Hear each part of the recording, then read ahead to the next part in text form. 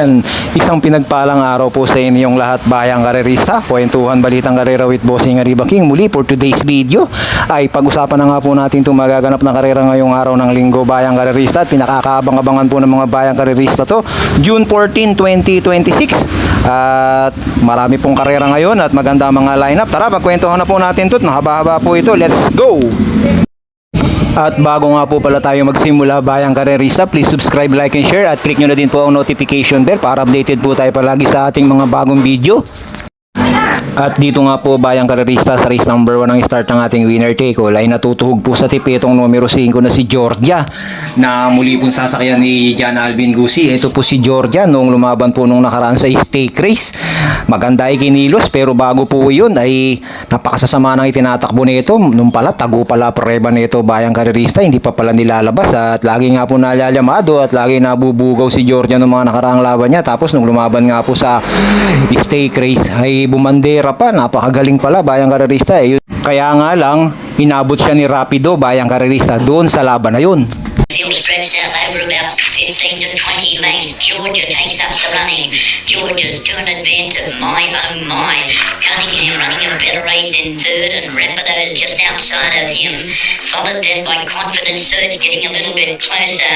A long gap back then to Brown Tiger, who's not going well. Brown Tiger back with Brown Tiger pushed along. Then was Dixie Network, who's a good way back as they run towards the home turn. It's Georgia taken on now by Rapido, the favourite, and Confident Surge is right on the back of them. A big space back then to the rest, and they're headed by My Oh My. Cunningham dropping off. Dixie Network is making ground from the back, and solid in the straight is still Georgia. Rapido moving alongside of Georgia. Georgia the inside, Rapido the outside. This is almost a carbon copy the last time they met. Rapido takes the lead away. Georgia fighting back. Rapido, no, too strong, draws away, and Rapido has beaten Georgia. Third is going to be Confident Surge, and then came Solid. At eto nga po ang kinalabasan noong laban na yun, noong May 24 sa PGC, 1,650 po yun. At nanalo nga po si Rapido, pumangalawa nga po si Georgia. At parehas po silang nagtala ng 142.4 at si Confident Surge at solid na makakalaban din naman niya ngayon, 144.8, bayang karerista. Ayan, makakalaban din niya ngayon yan sila Dixie Network, My Oh My, sila Lady Outlaw at Dancel, bayang karerista. Ito pong numero 5, yung connection po ni Georgia, marami po silang patakbuhin ngayon. Dito sa race number 1 si Georgia, sa race number 3 Bermuda Triangle at Everest, sa race number 4 California Queen, sa race number 6 sila Crusading at si Charge the Castle, tapos sa race number 7 si Sundance, sa race number 9 si Ready to Reset All at si Speedrunner. Marami pong patakbuhin ngayon to, bayang karerista. Dito po sa race number 1, bayang karerista, first choice ko na rin po yan, syempre si Georgia. Nakita nyo naman po yung tinakbo nung nakaraan yan. At hindi po ako sosolo. Hindi po ako magsusulo dito, 1,800 meters po ito. Isasama ko po yung numero 1 Crucial at saka si Confident Surge, na nakakalaban din naman niya na ngayon, bayang karerista. At baka may pagbabago dahil Metro Manila Turf Club po ang paglalabanan na yun, yung nakaraan po PJC. Kaya hindi po ako magsosolo, kayo na po bahala kung gusto nyo solohin yan. Ako po 5 at 1 dito sa race number 1. Good luck po dito sa race number 1. At dito na po tayo sa race number 2, start ng first pick 5. At dito po sa race number 2, 3-year-old po, bayang karerista yan above. At natutuhog po sa tip muli yung numero 10 na si Bituin, nasasakyan po ni Pati Dilema. At marami po mga bagong kabayo dito, bayang karerista. Nandito sila Kampil, sila Bakunawa, tatakbong muli. At nandito sila Yangko, tsaka si Malago, bayang karerista, mga galing sa Novato Ranera. At nandito na naman po si Milaso, sila Beautiful Things, Rocksteady at Giselle's Night. Tingnan po natin ang mga latest run nito, bayang karerista, para mayroon po tayo kahit konting idea. Tara, let's go! Noong May 23 sa kabilang karerahan, 1,300, 118.6 ang naitala ni Bituin, kung saan naging llamado siya dito at tinalo siya dito ni Simply the Best. Pati Dilema din po ang sumakay sa kanya dito, Bituin.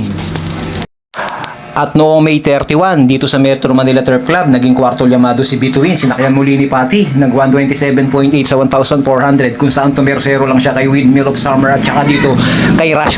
At yung tumalo sa kanya kanina noong May 23, Simply the Best, naging pangatlo po sa bugaw dito, bayang karerista, Bituin. Milaso, tumakbo dito sa Metro Manila Turf Club noong May 1, 1,400. Naging super outstandings dito sa Milaso at nagtala lang ng 129.2. Naging tersero lang dito kay Sky Warrior at Sense of Joy. At ngayon muli po siyang tatakbo at makakaharap po niya si Bituin, Milaso. May 31, tumakbo si Beautiful Things, kwarto naging tersero llamado, pangalawa kay Red Miss, 129.8 ang naitala nito, tsaka ni JD Huko. Beautiful Things. Kampil, 115.8 nobato nito. Maganda-ganda rin takbo nito, Kampil. At noong January 4, nag-nobato run po yan si Yangko at saka si Malago. Si Malago po ang nanalo, 116.4 sa 1-2. Sa MMPCI din po ito. At si Yangko, 116.6. Yangko at Malago. So dito po sa race number 2, bayang karerista. Dito po sa race number 2, natutuhog nga po sa tipitong numero 10 na si Bituin. At syempre, dyan din po tayo lalagay siya po yung mayroong 1.27, bayang karerista sa 1,400. Pero hindi ko po ulit susunuhin. Isasama ko po, bayang karerista, second choice ko yung numero 2 na si Beautiful Things, na sasakyan po ngayon ni Ryan Base. Ito po si Beautiful Things. Sa nakikita kong itinatakbo nito, sa mga nakaraang laban niya, hindi pa to talagang inilalaban. At nung nakaraan, napakalakas ng bulusok nito. Medyo hinila lang ng bagya, parang ganun ang pagkakakita ko, hindi ako nagkakamali. At tingin ko itong kabayo na to sa mga susunod na panahon magiging champion to. At mukhang maganda to, mukhang magaling to si Beautiful Things, bayang karerista. At hindi pa talaga nito inilalabas ang tunay na galing nito. Sa akin lang pong palagay yun, bayang karerista. So dito, Gis at 2 ako, bayang karerista. Kayo na po bahala magdagdag dito. Good luck po dito sa race number 2. At ito na nga po ang pinakakahintay ng lahat. At second leg, Triple Crown, bayang karerista. At dito na nga po naganap yan sa MMTCI. At sa pagkakataon po na to, bayang karerista, nasali nga po si Everest. Ang pinakahihintay ng lahat si Everest. Na-scratch kasi to nung nakaraan. At ngayon po medyo mag-iiba tema dahil medyo lumayo. 1,800 meters na po yung paglalabanan nila. Dito tingin ko, bayang karerista, si Isabel ay konti lang to. Matalo man to, konti lang. Pero tingin ko nung nakaraang laban nito, marami pa din to. At si Bermuda Triangle naman, medyo hindi maganda naging labas ng pagkakataon na yun. At ngayon, nandito si Gentle Dance, nagaling din po sa isang banderang tapos sa 1,650. Kaya magkakaroon po talaga to ng pagkakaiba. Pero ito si Isabel, bayang karerista. Nilutya ni Diamante nung nakaraan to. Mula umpisa hanggang sa likuan, hanggang sa last 100 to 50 meters, nilutya ni Diamante to, pero hindi bumitiw, bayang karerista, sa 1,650. Kaya malakas pa rin si Isabel sa 1,800, madagdagan lang ng 150 meters, malakas pa yan. So dito, bayang karerista, first choice ko pa rin yan, yung numero 3 na si Isabel, bagamat hindi po siya naka-home court. First choice ko pa rin. Second choice ko yung numero 5 na Everest at Bermuda Triangle. Matagal-tagal nang walang nakaka-Grand Slam sa Triple Crown, bayang karerista. At sa aking pagkakatanda, kung hindi po ako nagkakamali, bayang karerista, parang ang huling naka-Grand Slam yata dito sa Triple Crown, si Sep 14. Kung hindi po ako nagkakamali, bayang karerista, correct me if I'm wrong, bayang karerista, at ako makakalimutin na rin. So dito, 3 at 5 tayo. Good luck po. At dito na po tayo sa race number 4. Dito nga sa race number 4 yung second leg ng Hopefully Stake Race. At dito, tuwag sa tip si Rapido, na nakita nyo naman po kanina, tinalo niya si Georgia. Dito, first choice ko na rin si Rapido, 1,800 meters, isang derimating kabayo. At isasama ko lang po second choice ko si California California Queen. Ayoko pong magsolo dito. Ito po kasing si Hermes Way, bagamat galing po sa panalo. 1,800 meters ngayon yung paglalabanan. Medyo maigsi ang hininga nito sa Hermes Way, kaya lang sobrang tulin talaga nito. Yung arangkada nito sobrang tulin talaga. Pero palagi ko sa 1,800 medyo maglalakad na to, bayang karerista si Hermes Way. So good luck po dito sa race number 4, bayang karerista. First choice numero 1 Rapido, second choice numero 2 California Queen. Good luck po dito sa race number 4. At dito na po tayo sa race number 5. Start ng second winner take all at muli pong magkakaharap si Windmill of Summer At itong numero 7 na si Rush na naglaban po nung nakaraan to. At sa pagkakataon po na ito, may kakampi po si Windmill of Summer. Magaling din yung kakampi niya, si Bloomington, bayang karerista. Isang mabuting kabayo din po ito, bayang karerista si Bloomington. Ito nga po yung huling laban niyan, si Windmill of Summer at si Ras noong May 31, kung saan 2.5 po nanalo si Windmill of Summer, 126.8, 127.4 naman po ito si Ras. Dito po sa laban na to, bayang karerista, nabugaw po yan si Windmill of Summer, medyo hindi po maganda naging labas niyan at kumaskas at nanalo pa bayang karerista, kaya nga po tumakbo sa Vicious yan, bayang karerista, kagagaling lang sa Vicious. So dito po sa race number 5, bayang karerista, dyan rin po ako, numero 4 Windmill of Summer at si Bloomington, at makakalaban niya ulit si Ras. First choice numero 4 Windmill of Summer, Bloomington, at second choice ko na rin po yung numero 7 na si Ras. Good luck po dito sa race number 5. Ayun oh, dumamba si Windmill of Summer, tumalon at naiwanan. Ayun, nabugaw nga si Windmill of Summer. Ayun, nakapula. Pennsylvania, Madame Medrea is running by the land, followed by Rush. It's still great balls of fire, enjoying it 2 lines lead.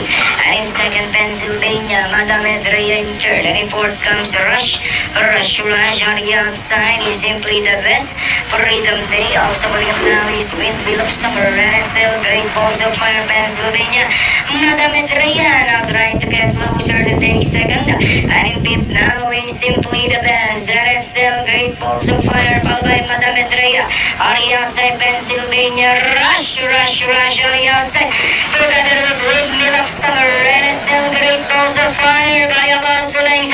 Windmill of Summer on the outside, second down on the inside is Rush. And it's still great balls of fire. Windmill of Summer, Rush, and down to the portion. Windmill of Summer, Rush, is running by the it's now Windmill of Summer, Rush, is starting back down inside. Windmill of Summer, Rush, is running by the it's now Windmill of Summer. Back to the last little bit, Rush, and finally Windmill of Summer, Rush, between. At dito na po tayo sa race number 6, at dito po sa race number 6 muling tatakbo si Sherbet Fountain na medyo minalas nung nakaraan, at makakaharap niya uli si Crusading, at couple entry ni Crusading ngayon si Charles the Castle. Ito po yung huling laban niyan, bayang karerista, noong May 31, kung saan nanalo nga po si Speedrunner, at ito si every 4 years po ang pumorkas bayang karerista, at dito pangatlo nga po si Sherbet Fountain at pangapat si Crusading. At ito naman po ang barrier trial ni Armani Moves na makakalaban po nila Sherbet Fountain ngayon. Sa unang pagkakataon ay nag-barrier trial po siya sa MMTCI. Maganda po ang naitala. 111.8 sa 1,200. Armani Moves. So dito po sa race number 6, magsosolo na lang po ako dyan, yung numero 7 na si Sherbet Fountain. Tingin ko medyo lamang na po siya ngayon. Kayo na po bahalang magdagdag ng mga kursonada nyo. Solo numero 7, Sherbet Fountain. At dito na nga po tayo sa pampito, race number 7, kung saan natutuhog nga po sa tipetong numero 4 na si Sundance. Ito pa naman si Sundance, bayang karerista, wala pa pong masyado ipinapakitang mabuti. Simula nung galing sa barrier niya, at palagi pong bumebenta dito sa pagkakataon na to. 17 to 41 split po yung binagsakan niya, napakababa talaga, kaya natutug sa tip. Pero wala pa pong pinapakitang, hindi pa masyado nagpapakita ng buti. Numero 4 Sundance. Dito first choice ko si Everlong, yung numero 11 na sakay ni Jericho Serrano, at kukunin ko second choice yan, yung numero 4 na si Sundance. Isang anybody's race po ito, bayang karerista, magdagdag po kayo dito. Good luck po dito sa race number 7. First choice numero 10 Everlong, second choice numero 4 Sundance. At dito na po tayo sa race number 8. Dito po sa race number 8, 1741 split po ito, bayang karerista, mababang grupo. MMPCI Invitational Race po ito ng mga mabababang grupo. Dito po yung numero 3 na si Barako Eagles, naging tersero po nung nakaraan yan, kalawan for the road at National Treasure. Medyo maganda yung ginilos niyan nung huli, pero malayo pinanggalingan. Dito po sa laban na to, bayang karerista, dito po ako lalagay sa numero 5, si G's Favorite. First choice ko yan at ang kukuhanin ko po second choice yung numero 1 na si Asong 4G.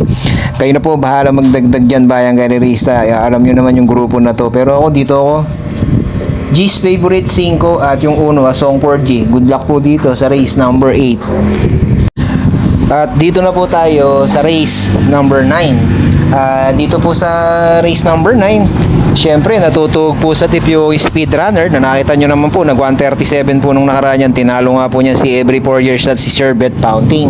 Kaya natutuhog yan sa tip. May couple entry pa siya ngayon na si Ready to Race It All. So first choice ko rin po yung numero 1 na yan.